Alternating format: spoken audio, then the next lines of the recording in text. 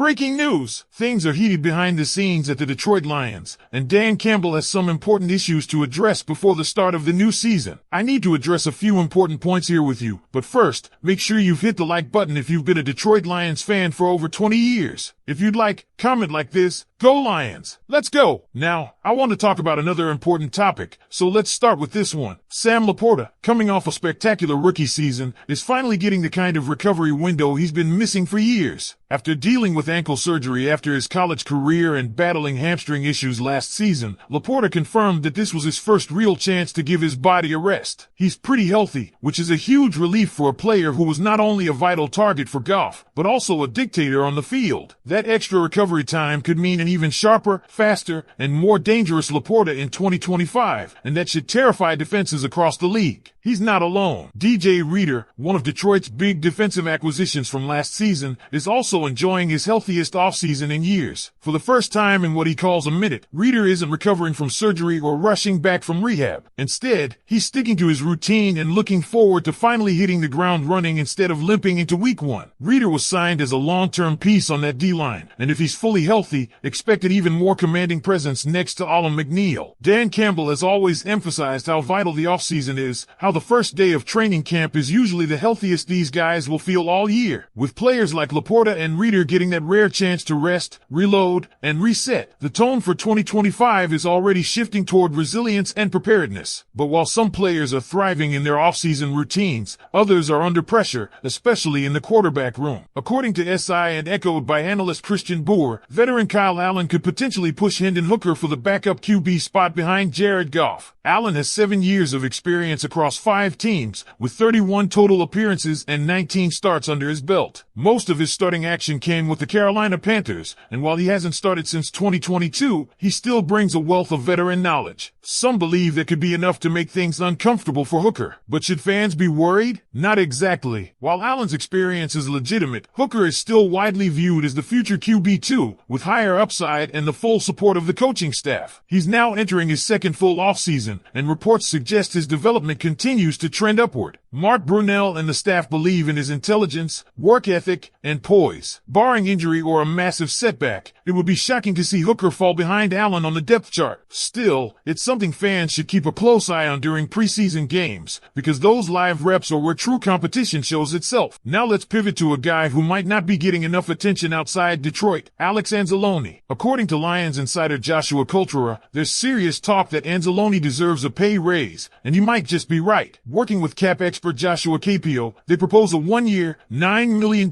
extension with $7.5 million guaranteed. Honestly, it sounds fair. More than fair, it sounds like a smart move. Anzalone has not only exceeded expectations since joining Detroit, he's become a crucial locker room leader and a field general on defense. He's instinctive, reliable in coverage, especially against tight ends, and embodies everything about Dan Campbell's vision for this team. Initially viewed as a stopgap player, Anzalone has instead proven himself as a foundational piece. His 2024 season may have been the best of his career, and giving him a raise now could not only reward his play but also reinforce the team's commitment to guys who earn it the hard way. Meanwhile, the Lions are also banking on growth from the younger core. The preseason is going to be critical, not just to evaluate fringe starters, but to get long looks at developmental players like Giovanni Manu, Sione Vaki, Isaac Tesla, and Miles Frazier. Manu, especially, is generating buzz. There's belief within the building that he could eventually leap over Dan Skipper and become the team's LT2, but that won't happen without serious reps, and that's why these preseason games are so important. Offensive line competition is shaping up to be one of the most intense battles of camp. With Graham Glasgow, Tate Ratledge, and others fighting for spots at left and right guard, the coaches will need every snap of preseason to sort out the best combinations. Even the center backup role isn't locked in yet. And finally, let's address the headline grabber, the supposed Jahmyr Gibbs controversy. Gibbs posted a lighthearted, clearly AI-generated video featuring Dan Skipper and Dan Campbell that some folks interpreted as controversial. It showed them shooting guns in a stylized, obviously fake scene, but some critics raised concerns. Honestly, it's not a real controversy. It's just internet noise. Gibbs wasn't promoting violence, wasn't making a political statement. It was just goofy content. Still, in today's NFL, where optics matter more than ever, you never know how league offices might respond. But as of now, there's no indication that Gibbs will face any discipline. So Lions fans, what do you think? Should Kyle Allen truly be considered a threat to Hendon Hooker? And is it time to give Alex Anzalone the pay raise he deserves? Let me know your thoughts in the comments. The Kyle Allen versus Hendon Hooker conversation isn't just about talent or who looks sharper in drills. It's about readiness and risk management. Think back to how the Lions structured their quarterback room last year. Nate Sudfeld was Goff's primary backup until injury opened the door for a reshuffled hierarchy. Now, with Hooker another year removed from his ACL tear and fully participating in the offseason program, the expectation is that he seizes this opportunity. But Kyle Allen's presence isn't a fluke. He's not just camp depth. He's a calculated insurance policy. The Lions didn't bring him in to hold a clipboard. They brought him in to compete, and maybe even to challenge Hooker's comfort zone. Allen knows what it takes to step into chaos mid-season. That experience, combined with Hooker's relative inexperience at the pro level, creates a real battle worth watching. And don't underestimate what the coaches are evaluating here. It's not just arm strength or footwork, it's command, confidence, and ability to lead the second unit. Hooker's edge is potential. He's younger, more athletic, and he's viewed internally as a future starter if things ever shift with Goff. But Allen's edge is in his tape, his voice in the room, and his situational awareness. These next 4 preseason games could determine whether the Lions prioritize ceiling or stability in their backup QB role. Now, flipping back to defense, the Alex Anzalone extension chatter is even more interesting when you consider what this front office values. Brad Holmes and Dan Campbell have built this team around culture-first guys, players who fit the city, the locker room, and the scheme. Anzalone is the epitome of that model. He's gritty, durable, and deeply respected. The $9 million figure tossed around in projections may seem high for a linebacker who doesn't rack up gaudy sack numbers or flash on highlight reels,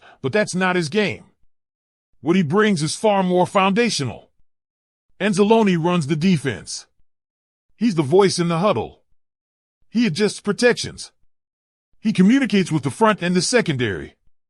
And most importantly, he delivers. Go back and watch last season. His coverage against tight ends, his sideline-to-sideline mobility, and his pre-snap awareness were crucial to Detroit's top 10 run defense.